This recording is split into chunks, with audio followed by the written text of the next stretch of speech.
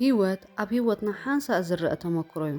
ምሉእ ዓቕሙ ንምንባር ድማ ውሽጣዊ ብልጭታና ህያው ክንገብሮን ነፍሲ ወከፍ ሞት ክንነብሮን ይግባአና።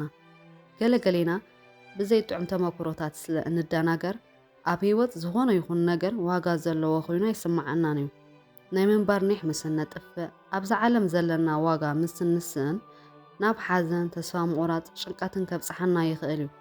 ዝኾነ ሰብ ወይ ዝኾነ ተመክሮ ህይወት ክትንበር ዝግባእ እያ ዝብል እምነትካ ከጉድል ኣይትፍቀደሉ። ህይወት ህያብ እያ። ነዚ ዕድል ተጠቂምካ ሙሉእ ብምሉእ ንበር። ነቲ ብልጭታኻ ህያው ግበሮ። ንህይወት ዘለካ ኒሕ ድማ ሓያል ይኹን። ኒሕካ ዝሓየለ እዩ። ብድሆታትካ ክትስዕር ተኽእሎ ክትረክብ ዝሓሸ ህይወት ክትፈጥር ዘለካ ዓቕምኻ ዘዛይድ ኣምር እዩ።